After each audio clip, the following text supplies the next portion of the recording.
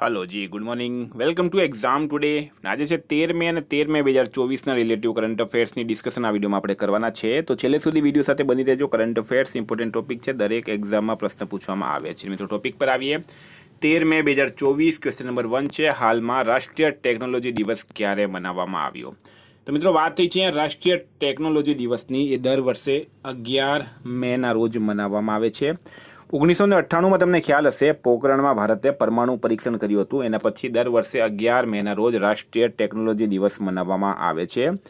આ વખતે 11 મે વિશ્વ પ્રવાસી પક્ષી દિવસ પણ મનાવાયો. વિશ્વ પ્રવાસી પક્ષી દિવસ મે મહિનાના બીજા શનિવારે મનાવવામાં આવે.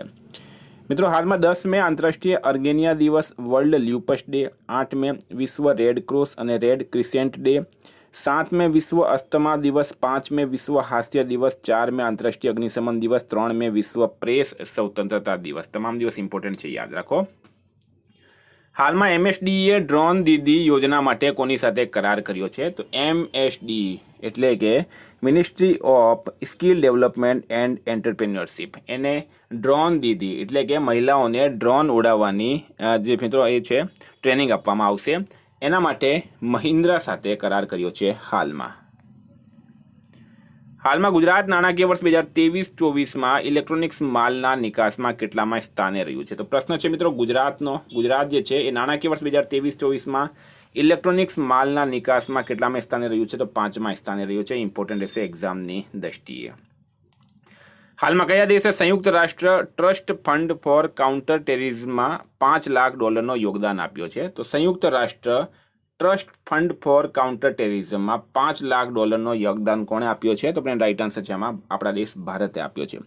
ભારતે આપ્યો છે એટલે ઇમ્પોર્ટન્ટ રહેશે. મિત્રો વાત કરીએ હવે આપણે ભારતની. તો હાલમાં ભારત એશિયામાં સૌથી વધારે વિદેશી ફંડનું આકર્ષણ કરતા બન્યો. દુનિયામાં બીજો સૌથી મોટો મોબાઈલ ફોન ઉત્પાદક ભારત બન્યો. ભારતના વૈજ્ઞાનિકોએ કેળાના છિલકામાંથી ઇકો વુન્ડ ડ્રેસિંગ બનાવ્યો.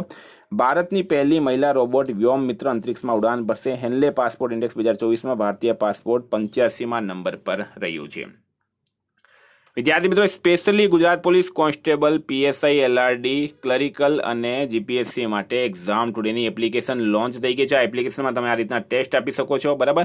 ગુજરાત ઇતિહાસ, ભૂગોળ, જીઓગ્રાફી, મેથ્સ, ઇંગ્લિશ, રીઝનિંગ, વ્યાકરણ, બંધારણથી માંડીને ટોટલ સબ્જેક્ટની ટોપિક વાઇઝ તમને આમાં ટેસ્ટ મળશે. એક સબ્જેક્ટની 100 ટેસ્ટ પણ આમાં મળશે. સાથે 100 માર્કના પ્રશ્નપત્રોના પેપર સેટ પણ મળશે, જે 1 કલાકમાં તમે ટાઈમ સાથે સોલ્વ કરી શકો. ઉપર ટાઈમ ચાલશે, બરાબર. છેલ્લે તમે મિત્રો આને સબમિટ કરશો તો એનું રિઝલ્ટ મળશે, તમને સોલ્યુશન પણ મળશે સાથે સાથે, બરાબર, ગ્રાફ સાથે.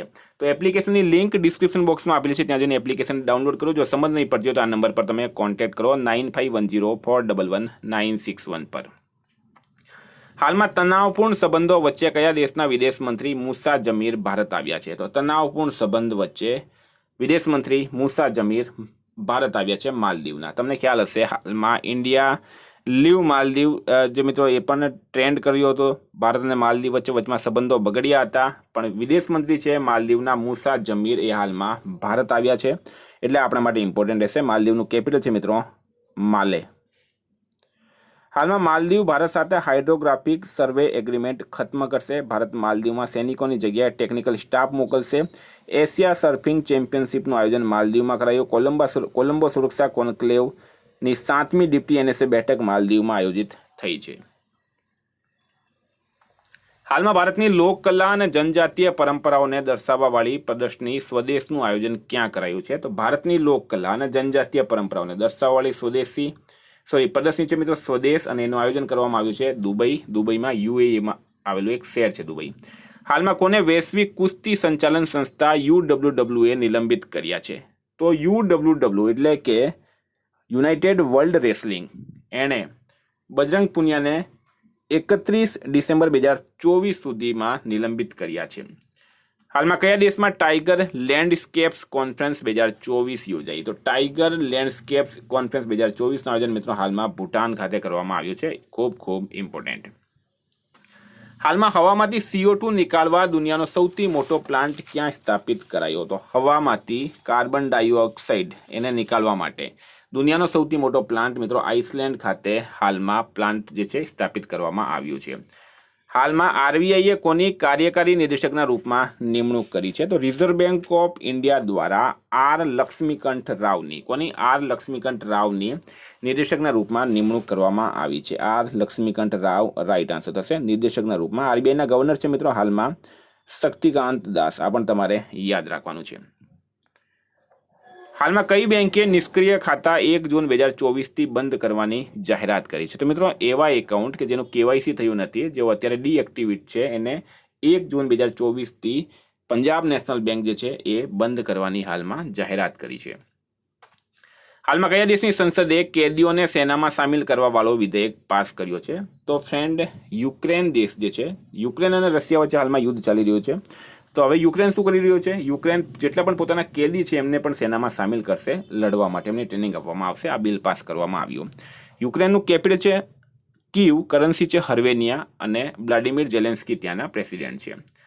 હાલમાં ચર્ચામાં રહેલ સોનાઈ રૂપાઈ વન્યજીવ અભયારણ્ય કયા રાજ્યમાં સ્થિત છે? તો સોનાઈ રૂપાઈ વન્યજીવ અભયારણ્ય મિત્રો એ છે અસમ રાજ્યમાં. ચર્ચામાં શા માટે છે? તો આ રાજ્ય આ જે મિત્રો વન્યજીવ અભયારણ્ય છે સોનાઈ રૂપાઈ વન્યજીવ અભયારણ્ય એ 1998માં અસમના સોનિતપુર જિલ્લામાં બનાવવામાં આવ્યું હતું.